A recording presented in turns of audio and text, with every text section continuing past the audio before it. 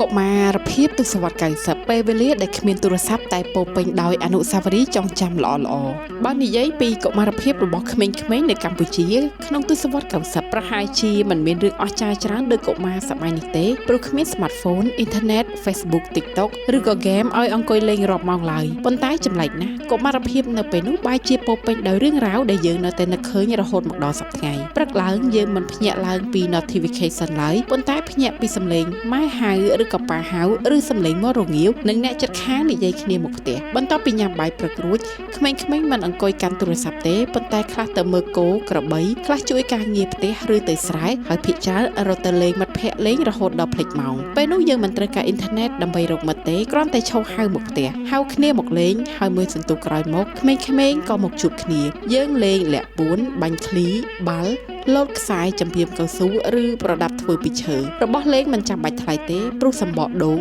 ឈើមួយកំណាត់ឬកង់ចាស់ក៏អាចធ្វើឲ្យយើងសប្បាយពេញមួយថ្ងៃបានដែរអ្វីដែលគួរឲ្យចងចាំបំផុតគឺថ្ងៃភ្លៀងពេលមេឃងងឹតនិងភ្លៀងធ្លាក់ក្មេងៗមិនរត់រក Wi-Fi ទេប៉ុន្តែរត់ចេញទៅក្រៅលេងក្រោមភ្លៀងលោតទឹកក្នុងថ្លុកបាយទឹកដាក់គ្នារហូតសើមជោគនិងសើចរហូតហត់ពេលខ្លះម៉ែស្រែកឲ្យចូលផ្ទះឬហៅឲ្យញ៉ាំបាយហើយនោះជាសំឡេងដែលធ្វើឲ្យការលេងឈប់ភ្លាមមិនមែនព្រោះអស់ចំណង់លេងទេព្រោះដឹងថាបាយកំពុងរងចាំពេលខ្លះមិនតាន់បានងូតទឹកផងក៏រត់ចូលផ្ទះញ៉ាំបាយទាំងខ្លួនសើមបាយសាមញ្ញរបស់ម៉ែគឺឆ្ងាញ់បំផុតសម្រាប់ក្មេងដែលទើបតែមករត់លេងបន្ទាប់មកយើងទៅមើលគោក្របីដើរតាមផ្លូវដីក្រហមឬផ្លូវលំទៅវាលស្រែខ្លះយកសៀវភៅទៅអង្គុយរៀនប៉ុន្តែភាគច្រើនចំណាយពេលនិយាយលេងជាមួយមិត្តភ័ក្តិពេលថ្ងៃលិចយើងដេញគោក្របីត្រឡប់មកផ្ទះមេឃពណ៌ទឹកក្រូចលើវាលស្រែនិងសំឡេងក្មេងៗលាជាមួយសំឡេងសត្វធ្វើឲ្យថ្ងៃមួយកន្លងផុតទៅយ៉ាងសាមញ្ញប៉ុន្តែថ្ងៃទាំងនោះក្លាយជាអនុស្សាវរីយ៍ដ៏មានតម្លៃនៅពេលធំឡើងយប់ឡើងយើងមិន scroll Facebook ឬ TikTok ទេប៉ុន្តែអង្គុយជុំគ្នាមុខផ្ទះស្ដាប់វិទ្យុមើលទូរទស្សន៍ឬស្ដាប់មនុស្សចាស់ដែលនិយាយរឿងរ៉ាវ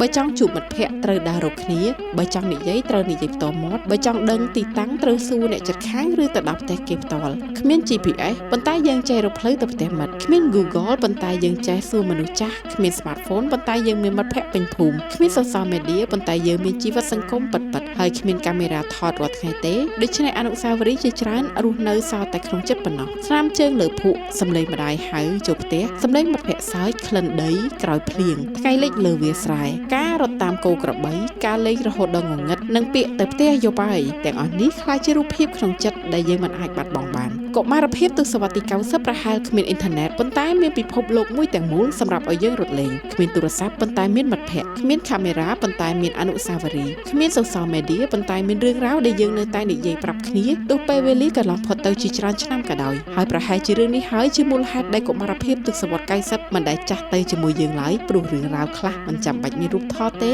វាគ្រាន់តែត្រូវបានរក្សាទុកនៅក្នុងបេះដូងជានិច្ចGolden Age ផ្ដល់នូវអាហារសុខភាពរាងកាយរឹងមាំរាល់ថ្ងៃក្នុងអាកាសធាតុដែលងាយរងនឹងការផ្ដាសាយក្អកអាឡែហ្ស៊ីច្រមុះរលាកផ្លូវដង្ហើមសូមណែនាំពិសាទឹករុក្ខជាតិ Angel ពិសា Angel ជាអាហារនៃប្រភពវីតាមីន C សារធាតុចិញ្ចឹមប្រឆាំងនឹងការរលាកផ្ដល់ឲ្យរាងកាយរឹងមាំចេកពងមាសផលិតពីបន្លែបៃតងប្រទាលកន្ទុយក្រពើនិងសាច់ចេកចាស់មានសារធាតុចិញ្ចឹមខ្ពស់សម្បូរ Potassium B6 Fiber ជួយសម្រួលការរំលាយអាហារស្រួលបន្ទោបង់សម្អាតជាតិពុលបន្ថយឡើងហ្គាសចុកច្អល់ក្រហាយភើក្នុងក្រពះឲ្យគេងលក់ស្រួលចេកពងមាសសុខភាពល្អនិងអារម្មណ៍រីករាយរាល់ថ្ងៃ Golden Age អាហារពីដីខ្មែរថែសុខភាពអ្នក